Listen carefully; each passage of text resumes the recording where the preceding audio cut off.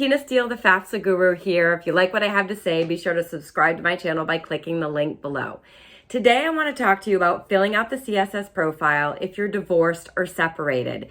It's a different process than when you fill out the FAFSA form.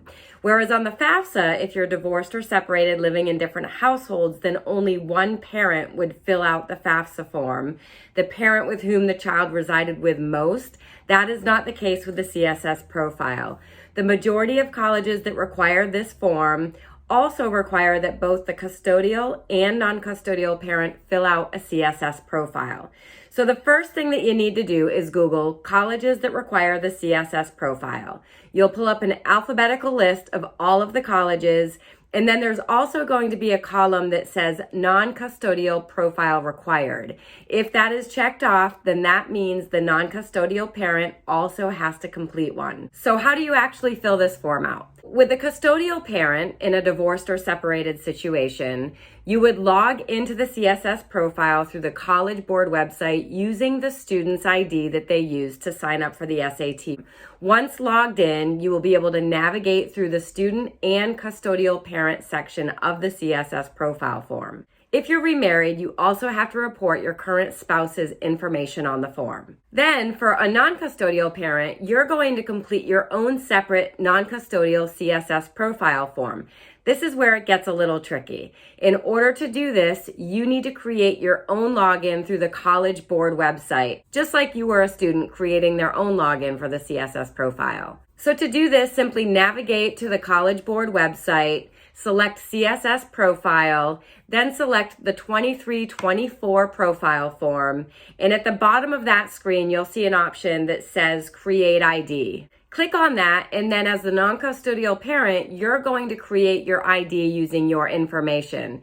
This is where it can get a little confusing because it's asking for student information. It's really important here that you're putting your information as the parent, not the student. Then, once you've created your own College Board ID, you can log in and begin filling out your own CSS profile form along with the student information that it asks for. Unfortunately, when you're divorced or separated, colleges are still going to look at both parents' incomes because they're using this form to determine how much need-based institutional scholarship money to award. So they want a very accurate picture of the income and asset information for both households in order to determine how much need-based aid to award. Now, sometimes there's a situation where the non-custodial parent is not willing to fill out the CSS profile form. In this case, it's important to express to that parent that in order for the child to be considered for this need-based aid, the college requires to have it on file. There are some situations in which you can apply for a waiver form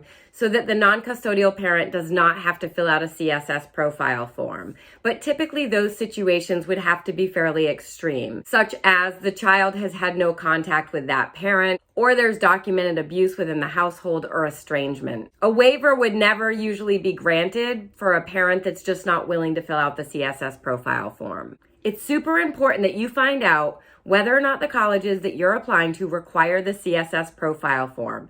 Not filling it out means you could miss out on thousands of dollars in institutional financial aid. So again, if you're divorced or separated, both the custodial parent and their spouse, if that parent is remarried, along with the non-custodial parent and their spouse, if they're remarried, need to complete their own CSS profile forms on behalf of the student. One other thing that's a little bit different about the CSS profile is there is no IRS data retrieval tool. So you won't be able to import your taxes on this form like you can on the FAFSA form.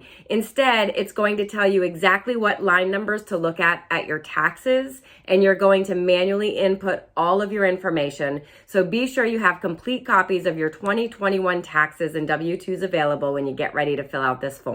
Hopefully that answers your questions about filling out the CSS profile when you're divorced or separated. To learn more about the programs and services that I provide, be sure to visit my website, thefafsaguru.com. And for anybody that's never worked with me before, I offer a free initial 10-minute consult call to answer any questions you have or to talk more about how I can help you maximize your financial aid offers. Just navigate to my website to book that. Thanks so much for watching, everyone.